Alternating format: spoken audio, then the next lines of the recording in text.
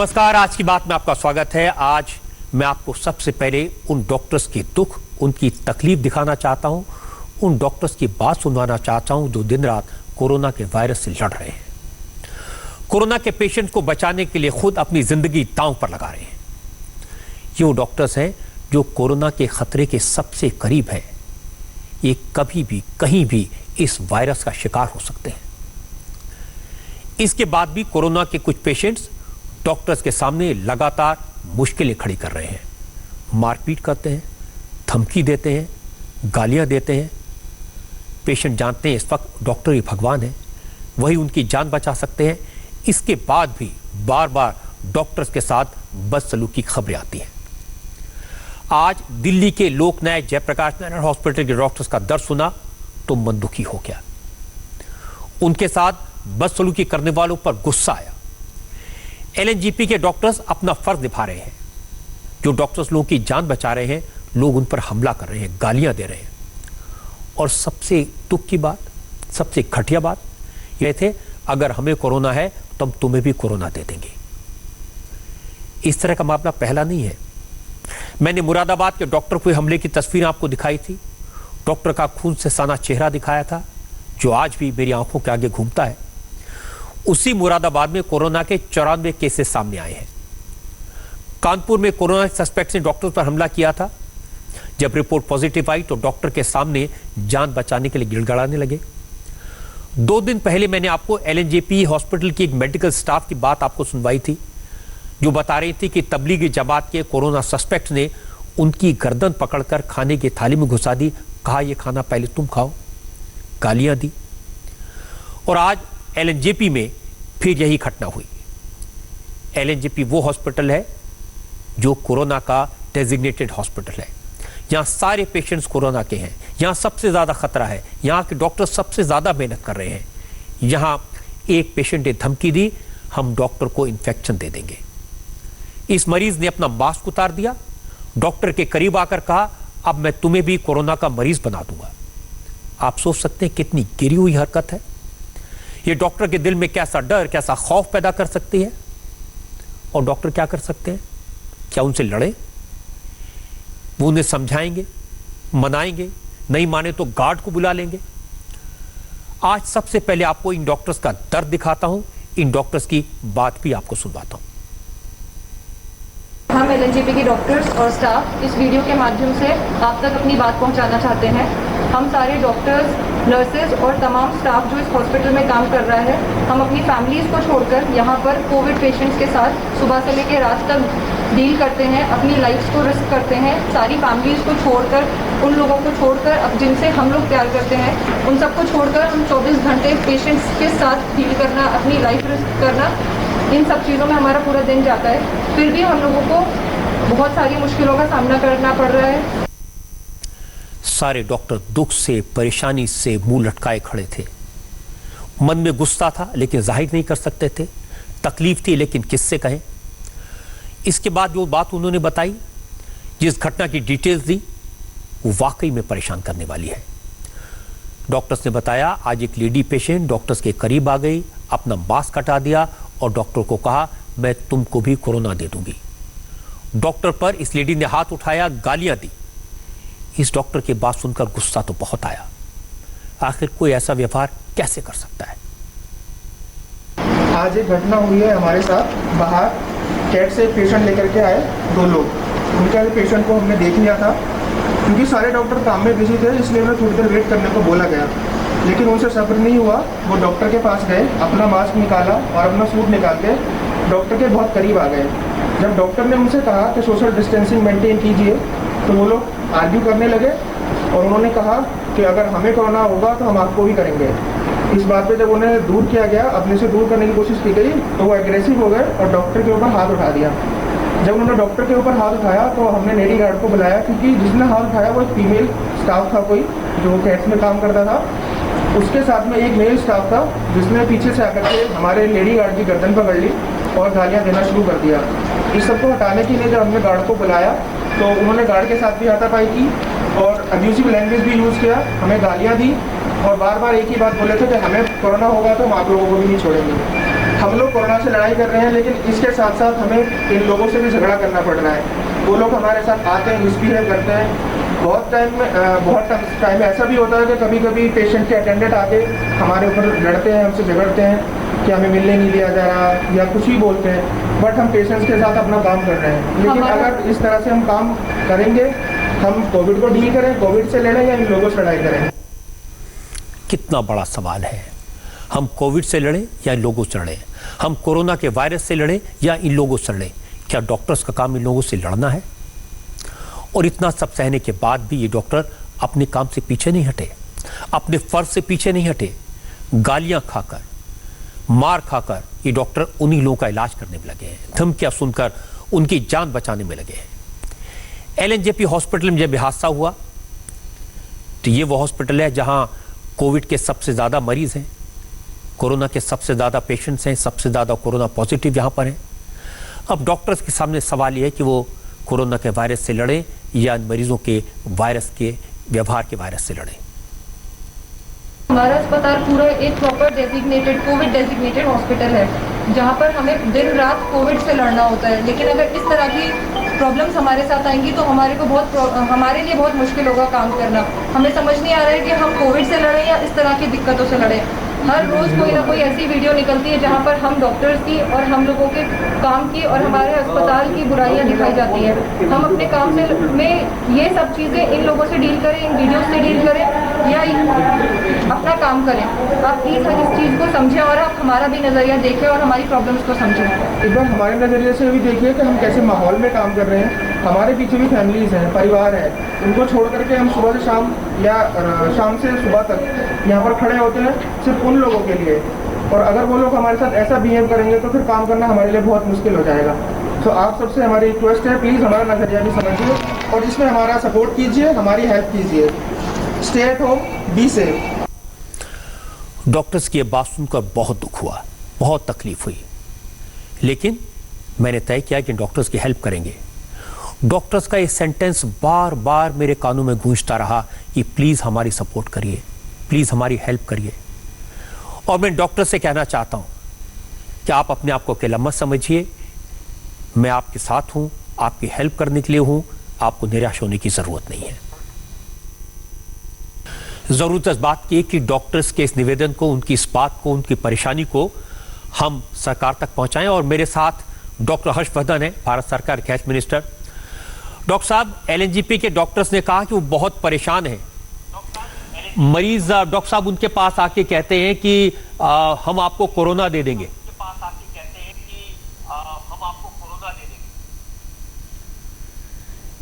देखिए रजत जी, ये बहुत ही ज़्यादा दुर्भाग्यपूर्ण है, बहुत ज़्यादा तकलीफदायक है। मैंने भी वो वीडियो स्वयं देखा है और देखने के तुरंत बाद लोकनायक अस्पताल के मेडिकल सुपरिटेंडेंट से भी बात किया है। मैं समझता हूँ कि इतने दिन से लगातार हम लोग देश के लोगों से अपील कर रहे हैं कि जो डॉक्टर और स्वास्थ्य कर्मी इस समय देश को कोरोना से बचाने की जंग में अपने प्राणों को भी खतरे में डालकर लगे हुए हैं, सारे देश ने 22 मार्च को इनका अभिनंदन किया। सारे देश और सारी दुनिया में इन डॉक्टरों के प्रति, इन नर्सिस के प्रति, इन स्वास्थ्य कर्मियों के प्रति एक अभूतपूर्व गर्व का भाव विकसित भी हुआ है, वो पहले से भी था।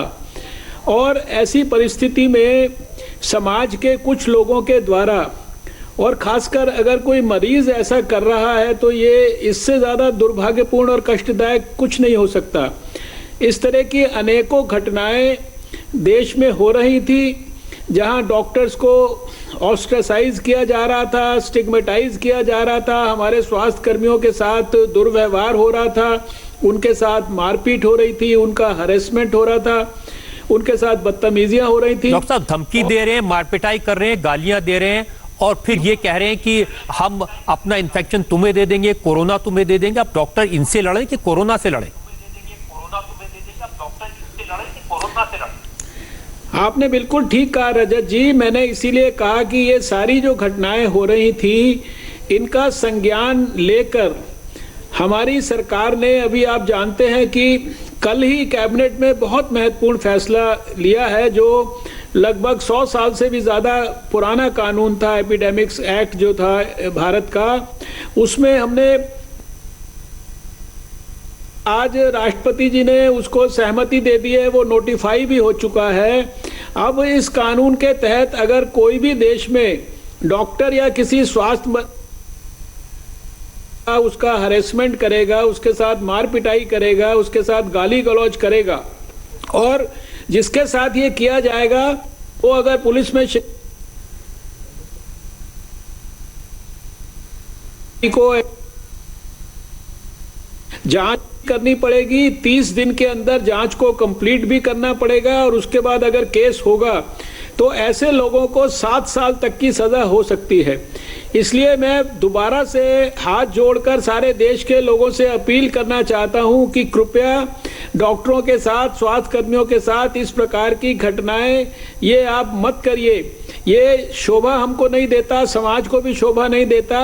ये डॉक्टर लोग जो है बहुत ज़्यादा तकलीफ अपने सिर पर लेकर जो है विषम परिस्थितियों में काम कर रहे हैं, और देश के लोगों के प्राण की रक्षा के लिए समर्पित होकर बहुत गहरे और सच्चे भाव से काम कर रहे हैं। दिन और रात परिश्रम कर रहे हैं। कई कई दिन तक ये लोग सो नहीं रहे हैं, क्योंकि एक स्वास्थ्य मंत्री के नाते मैं सब अस्पतालों में भी जा रहा हूँ, सब जगह मैं देख भी रहा हूँ, इनसे इंटरेक्ट भी कर रहा हूँ, और रोज ट्विटर पे इस तरह की जब शिकायतें मैं देखता हूँ तो मुझे बहुत तकलीफ होती है। मैं दोबारा से आपके माध्यम से, आपके चैनल के माध्यम से सभी भारतवासियों को कहना चाहता हूं, जो भाव प्रधानमंत्री जी ने हम सबको 22 मार्च को 5 बजे जनता कर्फ्यू के दौरान व्यक्त करने के लिए कहा था, जिसको 135 करोड़ लोगों ने इतने ईमानदारी से व्यक्त किया मेडिकल प्रोफेशन के प्रति, उस भाव को हम अपने जीवन में प्रैक्टिकल वे में भी हर रोज जो है अपने व्यवहार के अंदर उतारेंगे। एक प्रैक्टिकल बात डॉक्टर साहब आपसे पूछना चाहता हूं, आपने एक कानून बनाया, अध्यादेश लाए, डॉक्टर साहब ये बहुत अच्छा काम किया है, इसके लिए आप बधाई के पात्र हैं। लेकिन अब डॉक्टर ये पूछ रहे हैं कि हम अपना काम करें कि पुलिस में रिपोर्ट लिखाने जाएं, अब मुकदमा करें जिसका पता नहीं फैसला कब होगा। देखिए, ये मैंने जैसा आपको कहा, देखिए अब कोई भी अगर तकलीफ है, जैसे डॉक्टरों ने इस वीडियो को बनाकर इसको ट्विटर पर डाला है, तो चाहे वो मेडिकल सुपरिटेंडेंट के माध्यम से, चाहे सिस्टम के माध्यम से कम उसकी औपचारिक जानकारी तो जो है व्यवस्था को ज़रूर देनी पड़ेगी। मैंने भी अगर मान लीजिए ट्विटर के ऊपर ये वीडियो ना देखा होता, या अगर किसी ने मुझे ना भेजा होता, तो मुझे भी कैसे पता लगता। बिल्कुल ठीक है। हाँ। जो पुलिस का अधिकारी है जिसको कि केस बनाना है, एक्शन लेना है, उसके पास भी जानकारी तो आवश्यक है, और जानकारी अगर हम देंगे तो इसलिए कानून में हमने ये प्रावधान किया है कि एक वरिष्ठ अधिकारी पुलिस का इसकी जांच करेगा, और 1 महीने के अंदर अंदर उसको जो है उसको कोर्ट में फाइल करना पड़ेगा, और कोर्ट में भी जाने के बाद 1 साल के अंदर अंदर जो है सज़ा का फैसला भी करना पड़ेगा। मुझे लगता है कि हमने ये कोई कानून के माध्यम से हम लोगों को जेल में नहीं भेजना चाहते सबको, लेकिन हम चाहते हैं कि इस कानून का कम से कम इतना समाज में डर रहना चाहिए कि कोई भी जो है स्वास्थ्य कर्मी के साथ, डॉक्टरों के साथ इस प्रकार का दुर्व्यवहार भविष्य में ना करे। जरा भी डर नहीं है डॉक्टर साहब। अभी परसों एक स्टाफ ने बताया कि तबलीगी जमात के लोगों ने इसी एलएनजेपी हॉस्पिटल में उसका मुंह पकड़ के खाने में डालने की कोशिश की, उसको कहा तू पहले इसको खाने खा, और जब उसे पीछे हटी तो उसका जो एप्रन था वो फाड़ दिया। अब ऐसी घटनाएं हो रही है।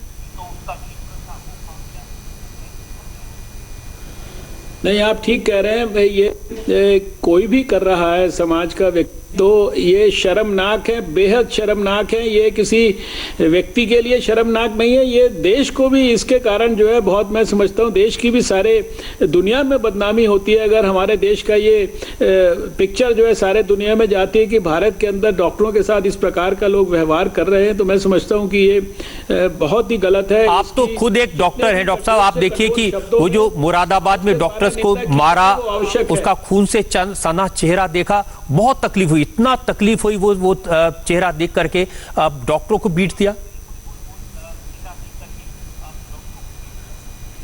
देखिए रजत जी, ये तकलीफ मैं समझता हूं कि देश में जिसने भी वो देखा है, चाहे वो मुरादाबाद का वीडियो हो, चाहे वो कहीं पर भी इस तरह की घटना हुई है, एक आम भारतवासी को उसको हृदय से, मन से और आत्मा से तकलीफ हुई है।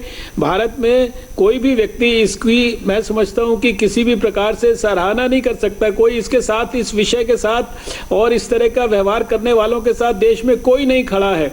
ये बहुत समाज के अंदर कुछ ऐसे थोड़े से बहुत ही इस तरह के लोग हैं जो गैर जिम्मेदाराना व्यवहार करते हैं, और मुझे लगता है कि अब समाज को इनके खिलाफ जो है खड़ा होना पड़ेगा। तो ये जो डॉक्टर्स हैं जिन्होंने आज अपनी बात कही है, मैं इनको ये कह सकता हूं कि आपकी बात डॉक्टर हर्षवर्धन सुन ली है और आप जरूर इसके बारे में कोई कार्रवाई करेंगे, एक्शन लेंगे? मैंने ऑलरेडी जो मेडिकल सुपरिटेंडेंट हैं, वहाँ के डायरेक्टर हैं, उनको मैंने तो जैसे ही इस पे ट्विटर पे ये देखा था, मैंने तभी उनसे बात कहा था और मैंने उनको कहा था कि इसके संदर्भ में आप जो कुछ भी कर सकते हैं वो करिए। लेकिन ये घटना शायद बुधवार की है। ये जो कानून बना है, नोटिफाई हुआ है, ये तो शायद आज हुआ है, लेकिन इस सब के बावजूद भी जो है, जो भी इसकी शिकायत इत्यादि है और जो भी इसकी रेमेडियल एक्शन है, वो निश्चित रूप से मेडिकल सुपरिटेंडेंट को हमने कहा है कि उसको निश्चित रूप से वो करें और इसको एग्रेसिवली फॉलो करें। और देश में बाकी जगह डॉक्टर साहब अगर डॉक्टर्स के साथ दुर्व्यवहार हो, उनके साथ मार पिटाई हो, कोई गाली दे, उनको ये कहे कि कोरोना का इन्फेक्शन तुम्हें दे देंगे, तो वो क्या करें? किसको लिखें? आपको चिट्ठी लिखें या मुझे बीच में आना पड़ेगा हर बार? नहीं, मेरे को देखिए, मेरे को अगर कोई लिखता है, मेरे को तो कोई अगर ट्विटर फेसबुक पे लिखता है, मैं तो वहाँ से भी देख के अपने प्रोएक्टिवली बहुत सारी चीज़ों को फॉलो करने की कोशिश करता हूँ। लेकिन जैसा मैंने कहा कि कानून के तहत व्यवस्था को और जो प्रॉपर जगह है वहाँ पर उसकी जानकारी ज़रूर देनी चाहिए। हमको भी जानकारी देते रहेंगे, तो ऐसा नहीं है कि हमारे दफ्तर जो है उसके ऊपर कोई कार्रवाई नहीं करेगा। हमारे लेवल से जो भी कार्रवाई हो सकती है वो हम निश्चित रूप से करेंगे। कंसर्न डीएम्स तक बात को पहुँचाएंगे, कंसर्न पुलिस ऑफिसर्स तक पहुँचाएंगे। लेकिन इतने लंबे रूट को अपनाने की बजाय अगर लोकली भी लोग जो है इसके लिए प्रॉपर शिकायत करेंगे, तो मुझे पूरा विश्वास है कि जो प्रशासन है सब स्तर पर इसमें जितनी भी जो एक्शंस हैं संभावित, वो सब कुछ करेगा। तो हम आश्वस्त कर सकते हैं डॉक्टर्स को कि उनके साथ अब दुर्व्यवहार नहीं होगा, कानून बन गया और कानून सख्त है।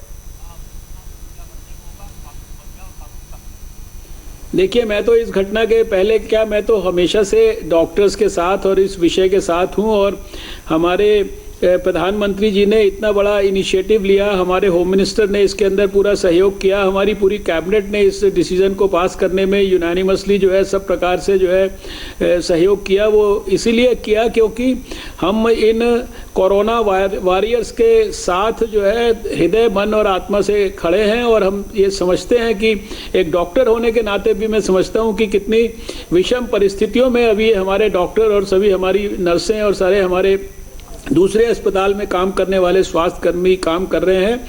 मैं उनको हृदय से सैल्यूट करता हूं और मैं चाहता हूं देश की भी भावना ऐसी ही रहनी चाहिए। जी डॉक्टर साहब, बहुत बहुत धन्यवाद और कुछ सैल्यूट आपको भी। आप भी बहुत मेहनत कर रहे हैं, 18-20 घंटे काम कर रहे हैं, मुझे जानकारी मिली, और आपकी बातें सुनकर देश भर में जो डॉक्टर्स को राहत मिलेगी। बहुत बहुत धन्यवाद। डॉक्टर हर्षवर्धन की बात सही है। जो ऑर्डिनेंस आया है, अध्यादेश आया है, जो नया कानून बना है, वो डॉक्टर्स की मदद के लिए लाया गया है। अब कानून तो है कि अगर कोई डॉक्टर शिकायत करता है, पुलिस में कंप्लेंट करता है, तो एसएचओ को तुरंत रिपोर्ट लिखनी होगी, 1 महीने में इन्वेस्टिगेशन पूरा करना होगा। लेकिन मुझे लगता है कि एक्सट्रीम केसेस में तो ये हो सकता है। ये जो रोज़ रोज़ की मार पिटाई, रोज़ रोज़ कोरोना देने की धमकी, इसको डील करने के लिए कम से कम इन हॉस्पिटल्स में पुलिस को तैनात कर देना चाहिए, ताकि थोड़ा डर तो रहेगा। डॉक्टर हर्षवर्धन ने कहा कि उन्होंने मेडिकल सुपरिटेंडेंट से रिपोर्ट मांगी है इस एलएनजेपी केस के बारे में, जानकारी मिलेगी तो एक्शन लेंगे। और मैं देश भर में जितने डॉक्टर्स हैं जो कोरोना के पेशेंट्स का इलाज कर रहे हैं, जो लोग मौत से खेल रहे हैं, उन सब से कहना चाहता हूं कि आप इस तरह के व्यवहार को कतई बर्दाश्त न करें। अगर आपकी बात कोई न सुने तो मुझे बताएं, मेरा नंबर नोट कर लीजिए 9350593505। जब भी ऐसी कोई शिकायत होगी तो मैं उसे हाईएस्ट लेवल पर टेकअप करूंगा, चाहे मुझे हेल्थ मिनिस्टर से बात करनी पड़े या किसी चीफ मिनिस्टर से बात करनी पड़े, जहां भी जरूरत होगी।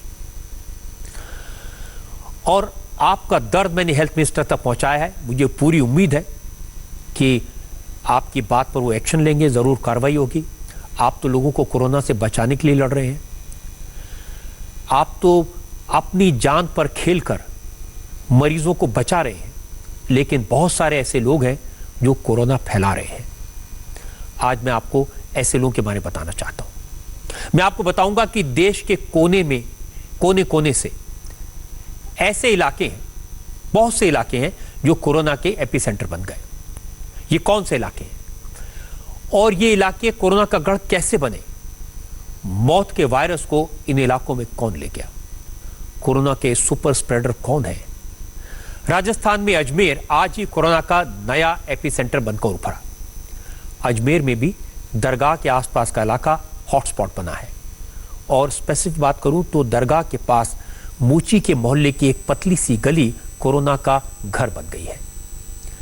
अजमेर में कोरोना के कुल 104 पॉजिटिव केसेस मिले हैं और आपको शायद यकीन ना हो, इन 104 लोगों में से 94 लोगों तक कोरोना का वायरस सिर्फ एक शख्स ने पहुंचाया। अजमेर के सुपर स्प्रेडर का नाम है राशिद।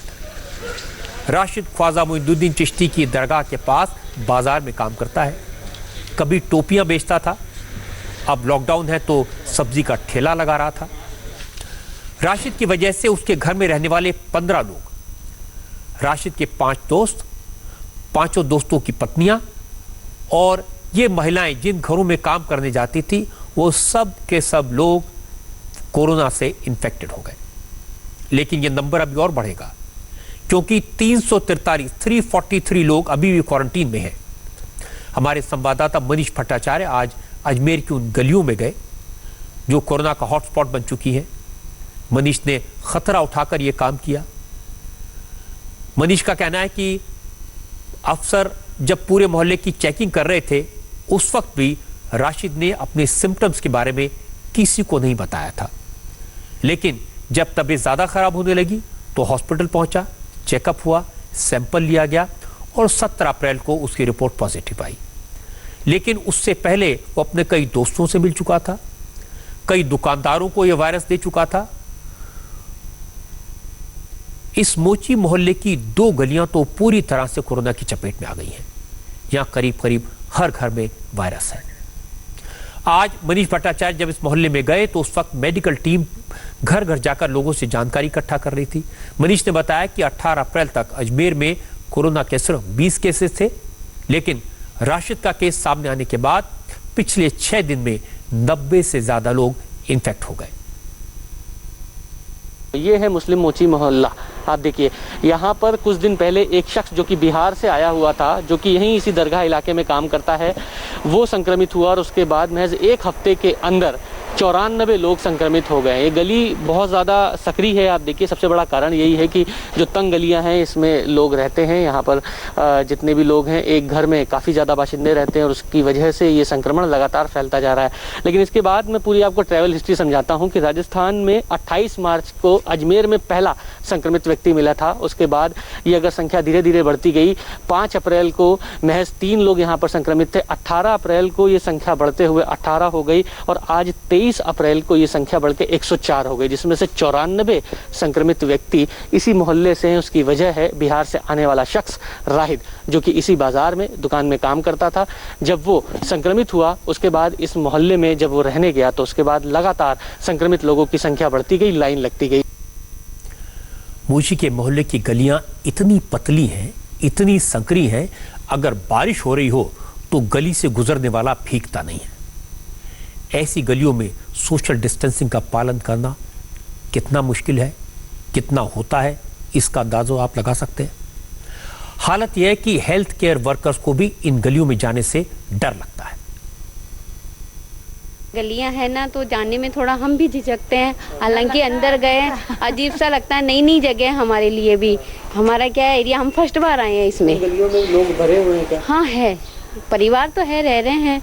एक परिवार में जैसे कोई किसी में 5 रह रहे हैं, किसी में 4 है, लेकिन कोऑपरेट कर रहे हैं। कोई तो कोऑपरेट कर रहा है, कोई कह रहे हैं भाई है ना, जैसे अभी आके गए हैं, कल आए परसों आए, तो हम उनको यही कह रहे हैं भाई है ना, आएंगे जब तक ये रहेगा, आज हम आए कल दूसरी टीम आएगी और आपके बेटर के लिए ही हो रहा है ये भी काम। बेस्ट नहीं करते, हम आगे निकल जाते हैं क्योंकि हम क्या अनजान जगह हैं, कल को कुछ और ऊपर नीचे मतलब बात हो तो दिक्कत हो। वैसे तो हमारी टीम साथ में डॉक्टर वगैरह, हम उनको कॉल करते तो वो आ जाते हैं। गलियों में जाने की दिक्कत हो रही है। वहाँ पर क्या आबादी ज़्यादा है?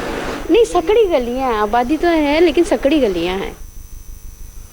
कोरोना के सुपर स्प्रेडर राशिद के बारे में आज अजमेर के सीएमओ ने और ज्यादा डिटेल्स दी।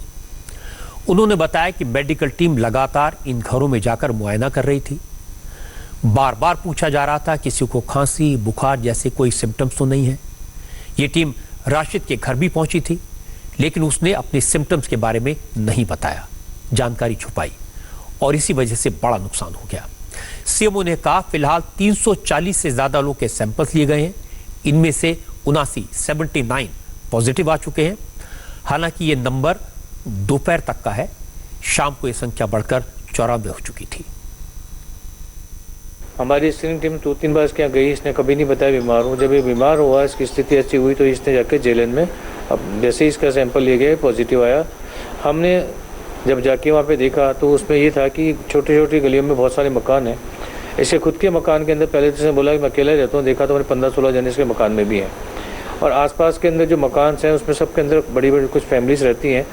तो ये भी मालूम पड़ा कि ये सब आपस में सोशल इनकम मोबिलाइजेशन है, तो एक दूसरे से मिलते हैं। तो अपने इसी को ध्यान में रखते हुए हमने कुल 343 सैंपल्स लिए उन्हीं 2 गलियों में।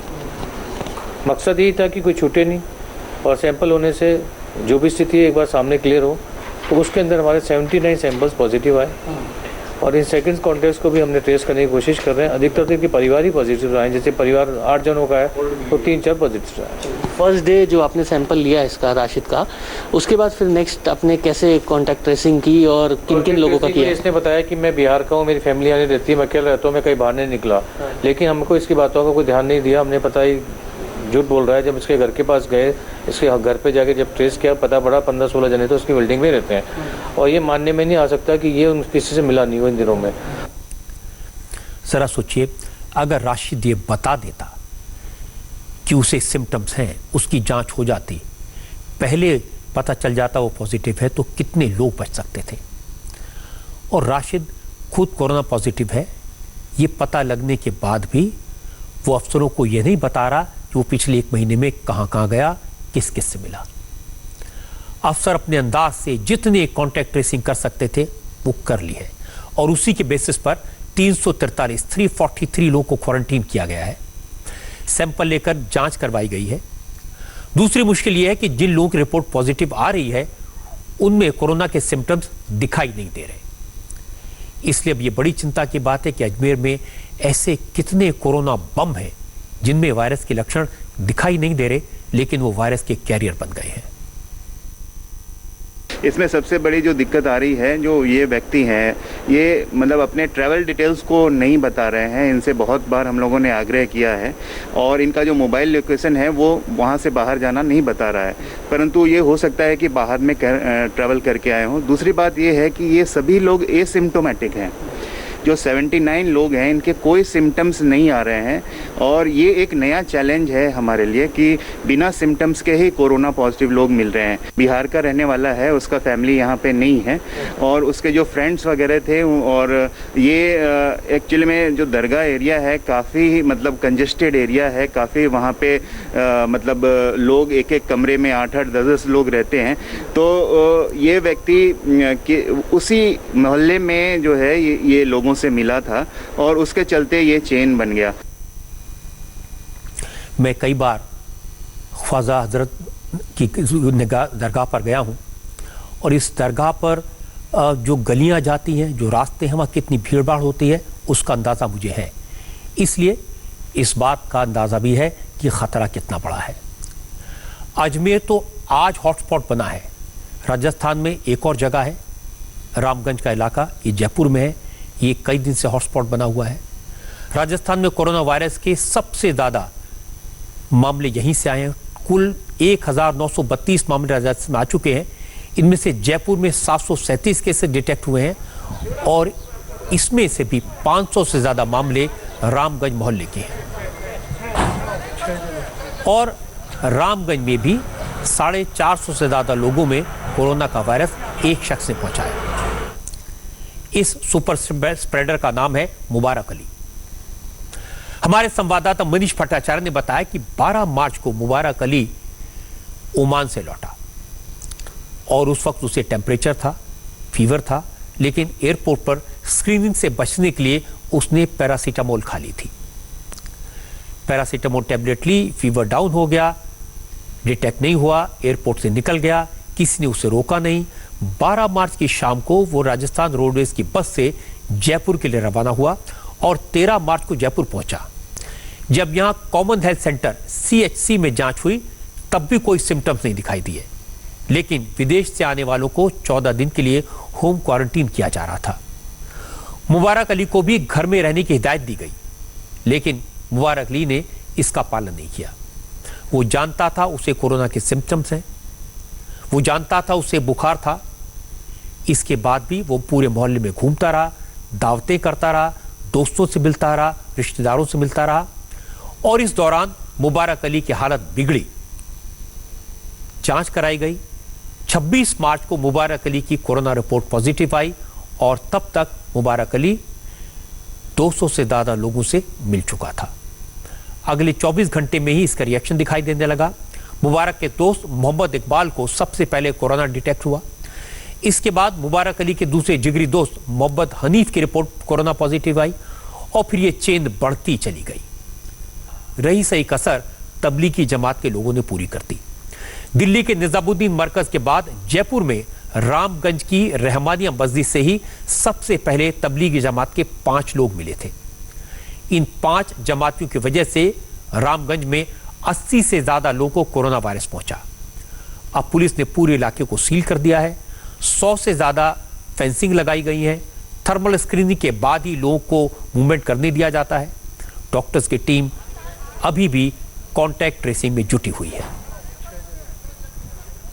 अब एक व्यक्ति रामगंज में बाहर से आया, उसने लापरवाही बरतते हुए, जैसे भीलवाड़ा में डॉक्टर की लापरवाही रही, यहाँ पर उस व्यक्ति की लापरवाही रही।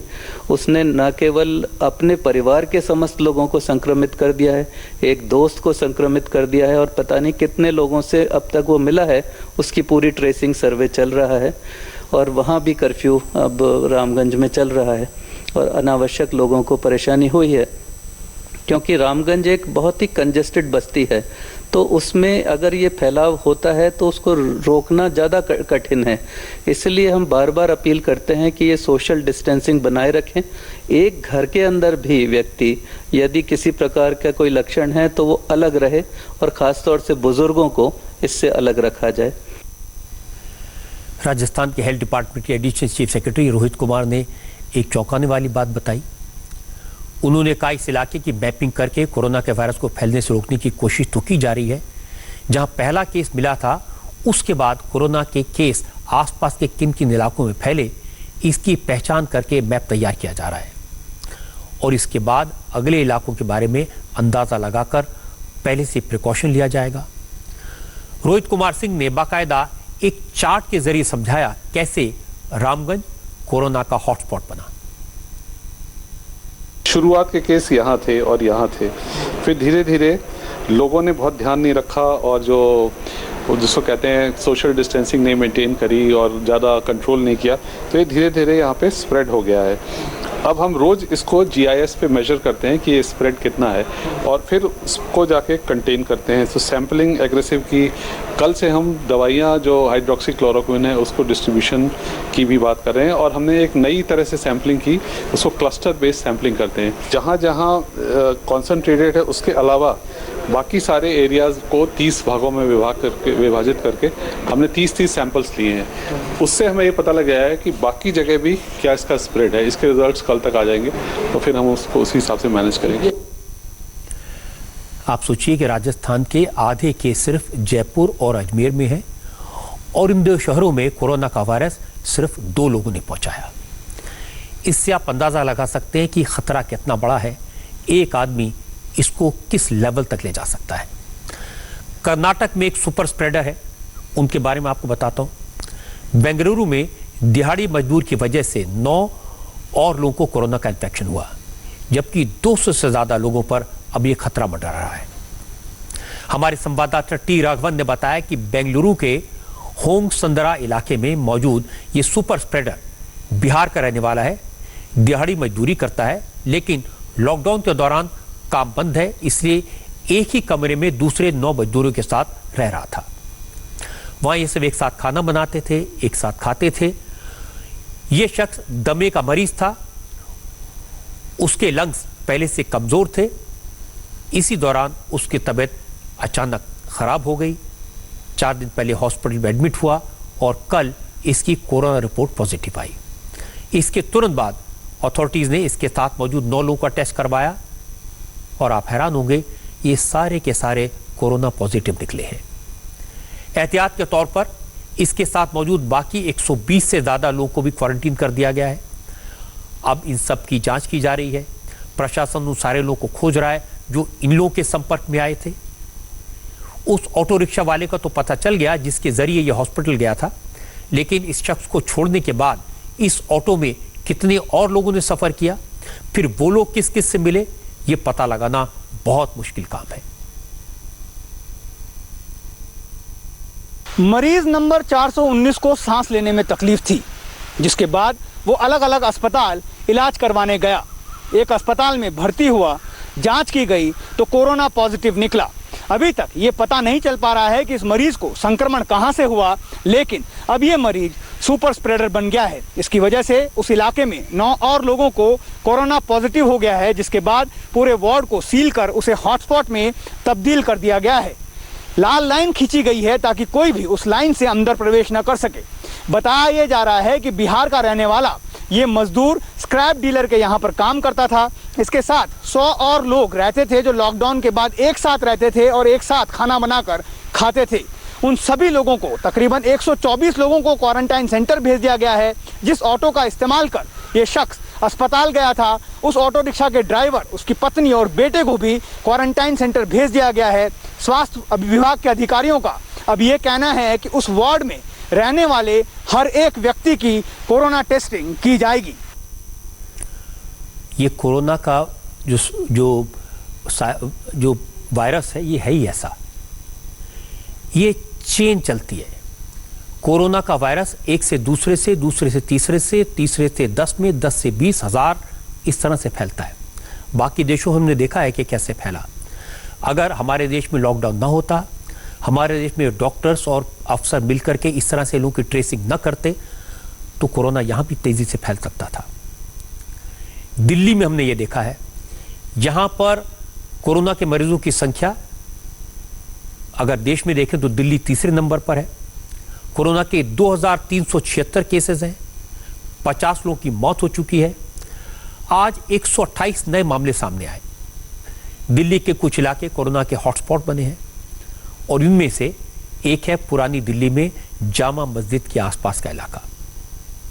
इसका जिक्र मैं इसलिए कर रहा हूं क्योंकि आज इस इलाके में कोरोना के एक साथ 11 मामले सामने आए और ये सभी एक फैमिली के हैं, एक परिवार के हैं। जिस तरह से जयपुर में, अजमेर में, बेंगलोर में एक शख्स की गलती के कारण पूरा शहर मुसीबत में फंसा हुआ है, वैसा इस मामले में नहीं हुआ। मैं तो कहूंगा कि इस परिवार की समझदारी की वजह से जामा मस्जिद के आसपास के लोग इन्फेक्टेड होने से बच गए। जामा मस्जिद की हकीम जी गली में एक परिवार रहता है। इस परिवार में एक शख्स इंग्लैंड से लौटा था। उसको लौटने के कुछ ही दिन बाद कोरोना के सिम्टम्स दिखाई दिए। परिवार ने खुद को क्वारंटाइन किया, लोगों से मिले जुले नहीं। परिवार में कुल 18 लोग हैं, 3 भाई हैं, तीनों की पत्नी और बच्चे। जब इस शख्स को दिक्कत बढ़ी तो 5 दिन पहले वो साकेत के मैक्स हॉस्पिटल में भर्ती हुआ। इसके बाद इसने पूरे परिवार के सभी 18 मेंबर्स का प्राइवेट लैब से कोरोना टेस्ट करवाया। आज रिपोर्ट आई, परिवार के 18 लोगों में से 11 लोग कोरोना पॉजिटिव निकले। 7 लोग नेगेटिव हैं। जो पॉजिटिव हैं उनमें 6 मेल और 5 फीमेल हैं। इनमें एक 12 साल की बच्ची भी है।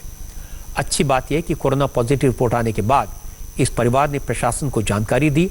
अब सभी पेशेंट्स को कोविड केयर में भेज दिया गया है। जिन लोगों की रिपोर्ट नेगेटिव है उन्हें घर में ही क्वारंटीन किया गया है। एहतियात के तौर पर प्रशासन ने हकीम जी गली और उसके आसपास की गलियों को सील कर दिया है। जामा मस्जिद इलाके में रहने वाले इन लोगों ने तो वक्त रहते टेस्ट करवा लिया, जिसकी वजह से परिवार में कोरोना पॉजिटिव की तादाद 11 पर ही रुक गई। लेकिन इनकी तरह सभी लोग जांच करवाने के लिए आगे नहीं आते। कोरोना के केसेस फैलने की सबसे बड़ी वजह यही बनी हुई है। लखनऊ, आगरा, कानपुर, सहारनपुर, मुरादाबाद ये वो इलाके हैं जो इसी चक्कर में कोरोना के हॉटस्पॉट बन गए। लखनऊ में कोरोना के 174 केसेस हैं। इसमें भी सबसे ज्यादा कोरोना के 99 मरीज कसाईबाड़ा इलाके में हैं। कसाईबाड़ा को हॉटस्पॉट बनाया तबलीगी जमात के लोगों ने। 5 अप्रैल को इस इलाके में अलीजान मस्जिद में छिपे 12 तबलीगी जमातियों को बाहर निकाला गया। ये सभी कोरोना पॉजिटिव थे। प्रशासन ने इन सबके कॉन्टैक्ट ट्रेस किए, लेकिन शीबा नाम की उस महिला के बारे में जानकारी नहीं मिली जो इन जमातियों को खाना पहुंचाने आती थी। बस एक गलती की वजह से पूरा इलाका कोरोना की गिरफ्त में आ गया। अलीजान मस्जिद के मुतवल्ली यानी केयर टेकर मिराजुद्दीन और उनकी फैमिली भी कोरोना का शिकार हो गए। मस्जिद के पास रहने वाले शमशाद और उनका परिवार भी कोरोना वायरस की चपेट में आ गया। क्योंकि लोग आसपास की दुकानों में जाते थे, इसलिए कोरोना वायरस इलाके में जनरल स्टोर यानी शॉप चलाने वाला हरिराम गुप्ता और उनकी दुकान में काम करने वाले लोग भी इसका शिकार हो गए। और इसके बाद इन्फेक्शन इरफान नाम के शख्स को हुआ। इरफान जहां कम्युनिटी किचन में काम करते थे, पहले वो कोरोना पॉजिटिव हुए, फिर उनका परिवार, और इस वक्त उनकी गली में 14 लोग कोरोना पॉजिटिव हैं। और इस तरह 5 अप्रैल को कोरोना का जो सिलसिला तबलीगी जमात के 12 लोगों से शुरू हुआ, वो अब तक 99 तक पहुंच चुका है।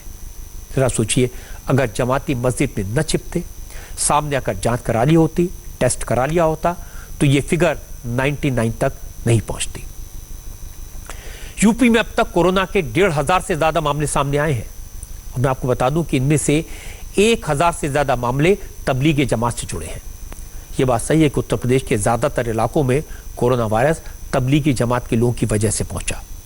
सहारनपुर में कुल 127 कोरोना पॉजिटिव केसेस हैं। इनमें से 126 केसेस तबलीगी जमात से जुड़े हैं। मेरठ, मुजफ्फरनगर, कानपुर, मुरादाबाद, हर शहर का कमोबेश यही हाल है।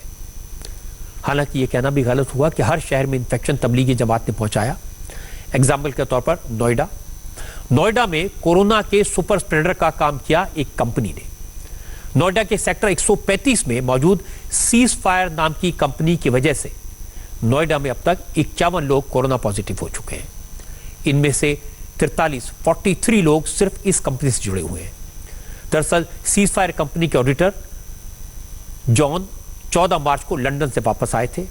सर्दी और जुकाम की दिक्कत थी, लेकिन जॉन ने विदेश से आने की जानकारी न तो सरकार को दी, न अपनी सिम्टम्स की जानकारी किसी डॉक्टर को दी। जब हालत बिगड़ी, जांच हुई और 21 मार्च को कोरोना कंफर्म हुआ, इसके बाद हड़कंप मचा। कंपनी के सभी कर्मचारियों का टेस्ट किया गया, तब जाकर पता चला कि कंपनी के 43 कर्मचारी कोरोना पॉजिटिव हैं, जबकि 8 लोग इनके संपर्क में आकर कोरोना वायरस की चपेट में आए। यानी कुल मिलाकर एक कंपनी के एक अफसर की गलती से 51 लोग कोरोना के मरीज बन गए। नोएडा में इस वक्त कोरोना के 103 मरीज हैं और इनमें से 51 सीज फायर कंपनी की वजह से है। जरा सोचिए, नोएडा के करीब 50% मरीज एक ही कंपनी की वजह से हैं। अगर ये ऑडिटर विदेश से आने के बाद सीधे होम क्वारंटीन में चले जाते या अपने बारे में एडमिनिस्ट्रेशन को जानकारी दे देते, सर्दी जुकाम तबीयत खराब होने की वजह से अपना टेस्ट करवा लेते और कम से कम कंपनी में आना जाना जारी न रखते, तो शायद इतने लोग कोरोना पॉजिटिव नहीं होते। गुजरात में अहमदाबाद और वडोदरा 2 शहर हैं, ये कोरोना के हॉटस्पॉट बने हैं। पहले आपको मैं वडोदरा के सुपर स्प्रेडर के बारे में बताता हूं। वडोदरा में फिरोज पठान नाम का शख्स कोरोना का कैरियर बना। 4 अप्रैल को वडोदरा के नागरवाड़ा इलाके में फिरोज पठान में कोरोना की केस कंफर्म हुआ। फिरोज हॉस्पिटल्स और दूसरे इलाकों में टिफिन सर्विस देता है, इसलिए वो कई लोगों के कांटेक्ट में था। सबसे पहले उसकी अपनी फैमिली के 9 लोग पॉजिटिव पाए गए और इस वक्त वडोदरा में 218 कोरोना के पेशेंट हैं। इनमें से 100 मरीजों की चेन फिरोज खान से शुरू होती है। फिरोज खान की कोई ट्रैवल हिस्ट्री तो नहीं है। वो 16 मार्च को अहमदाबाद से वडोदरा वापस आया था। पता चला कि वो अहमदाबाद की मस्जिद में तबलीगी जमात के लोगों से मिला था। वहीं से फिरोज पठान को इन्फेक्शन हुआ अब उसकी वजह से करीब 100 लोग कोरोना पॉजिटिव हो चुके हैं। वैसे गुजरात में कोरोना का हॉटस्पॉट बना है अहमदाबाद। सबसे ज्यादा खतरा यहां पर है। यहां 1600 से ज्यादा कोरोना पेशेंट सामने आए हैं। इनमें से 75% केसेस शहर के 2 जोन में है। अहमदाबाद शहर के इन इलाकों में दिल्ली के निजामुद्दीन मरकज से लौटे 59 लोग ट्रेस किए गए हैं, जिनमें से 12 जमाती पॉजिटिव निकले। इसके अलावा गुजरात में तबलीगी जमात का दूसरा फैक्शन भी है, इसे शूरा फैक्शन कहा जाता है। शूरा फैक्शन के 278 लोग भी अहमदाबाद में ट्रेस किए गए। इनमें से 22 लोग कोरोना पॉजिटिव पाए गए। और जैसा मैंने आपको बताया कि तबलीगी जमात के इन दोनों फैक्शन के लोग खुद सामने नहीं आए। ये लोग मस्जिदों में छिप गए थे। इन्हें खोजने के लिए मस्जिदों में तलाशी ली गई। अहमदाबाद की जमालपुर सीट से कांग्रेस के एमएलए इमरान खेड़ावाला ने जमातियों को खोजने में पुलिस की मदद की और इस दौरान वो खुद कोरोना पॉजिटिव हो गए। वो खुद कई लोगों से मिले थे, यानी उनकी वजह से भी कई लोग इन्फेक्टेड हुए। पूरे गुजरात में कोरोना के 2624 केसेस सामने आ चुके हैं और कोरोना पेशेंट के हिसाब से वो दूसरे नंबर पर आ गया है। मरने वालों की फिगर 100 के पार चली गई है। अगर संख्या के लिहाज से देखें तो महाराष्ट्र में कोरोना के सबसे ज्यादा केसेस हैं और महाराष्ट्र में भी मुंबई का धारावी इलाका कोरोना का हॉटस्पॉट है। चूंकि धारावी घनी आबादी वाला इलाका है, इसलिए धारावी में कोरोना का वायरस तेजी से फैला। धारावी में भी कोरोना तबलीगी जमात की वजह से पहुंचा। 1 अप्रैल को कोरोना की वजह से धारावी में पहली मौत हुई। दिलशाद नाम के 55 साल के शख्स मस्जिद में आते जाते रहते थे और इस मस्जिद में दिलशाद की मुलाकात तबलीगी जमात के उन लोगों से हुई जो निजामुद्दीन मरकज के मजमे में शामिल होकर वहां पहुंचे थे। जमातियों ने दिलशाद को कोरोना का वायरस दिया। दिलशाद घर में ही रहकर इलाज करा रहे थे और इसकी वजह से इलाज करने वाले डॉक्टर भी कोरोना के पॉजिटिव हो गए। इसके बाद डॉक्टर की पत्नी को भी इस वायरस ने अपनी चपेट में ले लिया। दिलशाद के ही कांटेक्ट में आने की वजह से 2 और लोग कोरोना की चपेट में आ गए, जिनमें से एक की 11 अप्रैल को मौत हो गई। इस वक्त धारावी में कोरोना के 214 मरीज हैं।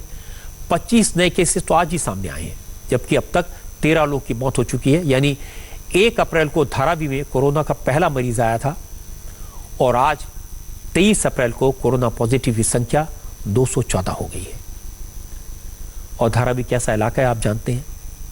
यहाँ कितनी बड़ी संख्या में लोग रहते हैं। एक कमरे में 10-10, 12-12 लोग रहते हैं और यहाँ अगर ये वायरस और ज़्यादा स्प्रेड हुआ तो बहुत खतरनाक है। अगर पूरी मुंबई की बात बताऊं आपको तो यहाँ कोरोना के 4200 से ज़्यादा मरीज हैं, जबकि महाराष्ट्र में कोरोना पेशेंट की संख्या करीब 6500 के पार पहुंच गई है। अब ये साफ है कि कोरोना के फैलने के 2 बड़े कारण हैं। पहला तो ये, जिन लोगों को कोरोना का इन्फेक्शन हुआ उन्होंने इन्फेक्शन को छुपाया और कोरोना के कैरियर बन गए। दूसरी वजह तबलीगी जमात के लोग। तबलीगी जमात के लोगों ने देश के कोने कोने में कोरोना वायरस को फैलाया। अब भी बहुत से जमाती छुपे हुए हैं। तबलीगी जमात के चीफ मौलाना मोहम्मद साद भी अभी तक सामने नहीं आए। पुलिस शहर शहर में जमातियों को खोज रही है। बड़ी संख्या में लोग मिले भी हैं और मौलाना साद को भी खोजा जा रहा है। आज दिल्ली पुलिस की क्राइम ब्रांच की टीम ने मौलाना साद की तलाश में यूपी के शामली में रेड की। शामली के कांधला इलाके में मौलाना साद का एक बड़ा सा फार्म हाउस है, लेकिन मौलाना साद यहाँ नहीं मिले। मरकज के खुलाने के बाद से ही मौलाना साद अंडरग्राउंड है। पहले मौलाना साद ने कहा था कि वो होम क्वारंटीन में है, लेकिन अब होम क्वारंटीन का पीरियड तो पूरा हो गया। 14 दिन हो चुके, काफ़ी दिन निकल गए।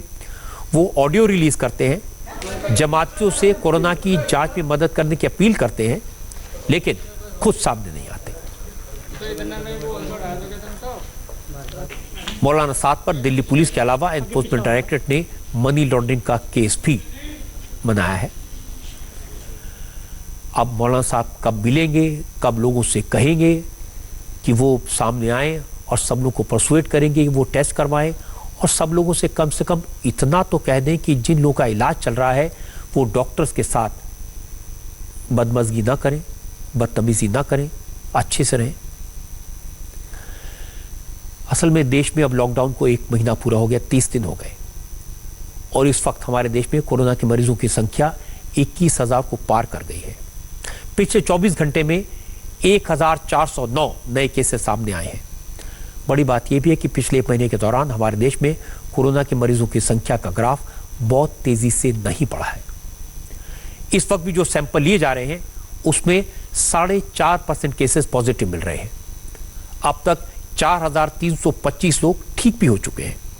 ठीक होने वालों का परसेंटेज 19.98 है, यानी करीब 20%। और कोरोना के केसेस में मरने वालों का परसेंट 3% से भी कम है। इसलिए मैं कह सकता हूं कि सरकार ने अब तक जो कदम उठाए, जिस तरह से लोगों ने प्रधानमंत्री नरेंद्र मोदी की अपील को सपोर्ट किया, लॉकडाउन किया, घरों में बैठे रहे, तकलीफ उठाई, उसका असर तो है और असर अच्छा असर है। लेकिन खतरा भी टला नहीं है, लड़ाई लंबी है। क्योंकि जो लोग अभी भी कोरोना के सिम्टम्स होने के बावजूद छुप रहे हैं, जैसे तबलीगी जमात के बहुत सारे लोग छुपे हुए हैं, बहुत सारे एफ्लुएंट लोग हैं, बड़े लोग हैं जो छुपे हुए हैं, जो अभी भी डॉक्टर्स के सामने नहीं आ रहे, और डॉक्टर के सामने अगर आ रहे हैं तो मुसीबतें खड़ी कर रहे हैं। ये बड़ा चैलेंज है। मैंने ये तो दिखाया कि जिन जमातियों की वजह से कोरोना फैला, जिन्होंने छुपाया, उनका क्या असर हुआ। हम जब कोरोना की बात करते हैं तो तबलीगी जमात की बात करते हैं, लेकिन एक बात मैं कहना चाहता हूँ, तबलीगी जमात में 2 तरह के लोग दिखाई दिए हैं। एक तो वो जो छुपे, इलाज नहीं करवाया, बीमारी नहीं बताई। दूसरे वो जिन्होंने टेस्ट करवाया और अपना इलाज करवाया, डरे नहीं। दोनों की बात बिल्कुल ऑपोजिट है। हम हमेशा उन लोगों पर सवाल तो उठाते हैं जो इलाज नहीं करवाते, उनके नंबर बताते हैं, लेकिन आज मैं आपको उन लोगों की बात सुनवाना चाहता हूं जिन्होंने इलाज करवाया। आज मेरठ में 11 तबलीगी जमात के लोगों की रिपोर्ट नेगेटिव आई, और फिर इन लोगों ने जो कुछ कहा वो तबलीगी जमात के बाकी सब लोगों को ध्यान से सुनना चाहिए। तबलीगी जमात के लोगों ने कहा इलाज में ही भलाई है, इलाज से डरे नहीं, इन अफवाहों में कोई हकीकत नहीं कि जांच के नाम पर कोई कोरोना का इंजेक्शन लगा देगा। कोई तरह की परेशानी नहीं हुई, कोई दिक्कत नहीं सर। जितना आप कोई दिक्कत नहीं, जितना आप खिदमत किए, इस हिसाब से हम लोग इसका शुक्रिया आभारी करते हैं कि सर जितना हो सके उससे ज़्यादा किए आप लोग। और कोई कैसी परेशानी हुई हो? कोई तरह की परेशानी नहीं हुई। आप लोग पूरा फुल मदद किए, जो चीज़ बोले वो चीज़ा पूरा है। चाय पूरा मिली, चीनी मिली, यहाँ तक कि आपके साथी लोग अपने पॉकेट से भी पैसा लगा के अपने 4 भाई अगर कोई भी है, आइए सामने आइए, खुल के आइए, डॉक्टर साहब मुझे परेशानी है, मुझे ये कराइए, मेरा छुपिए मत।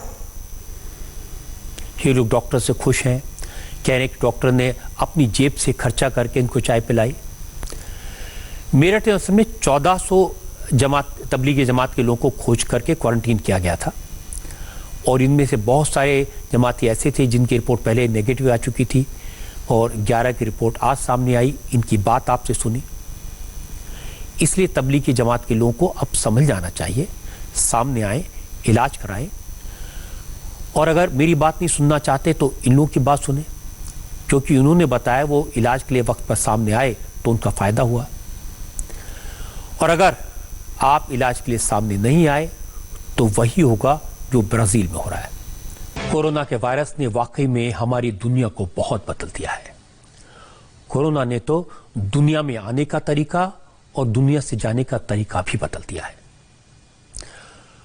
एक जमाना था जब बच्चे के पैदा होते ही उसे सबसे पहले मां को सौंप दिया जाता था, लेकिन अब कोरोना के डर से जन्म होते ही बच्चों को मां से दूर किया जाता है। इजरायली के एक हॉस्पिटल से एक ऐसा ही वीडियो सामने आया। ऑपरेशन थिएटर में एक मां ने बच्चों को जन्म दिया, लेकिन डॉक्टर्स ने मां और उसके बच्चे के बीच में प्लास्टिक की शीट लगा दी। बच्चे के पैदा होने के फौरन बाद मां को उसे छूने नहीं दिया। प्लास्टिक शीट के दूसरी तरफ से डॉक्टर्स ने बच्चे को दिखाया ताकि किसी तरह का इंफेक्शन न फैले।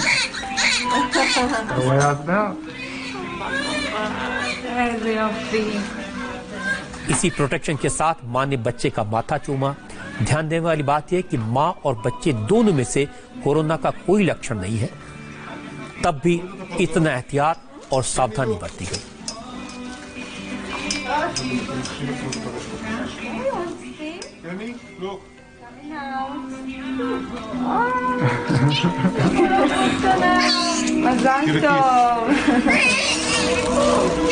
इजराइल में कोरोना के 14,000 से ज्यादा केसेस हैं।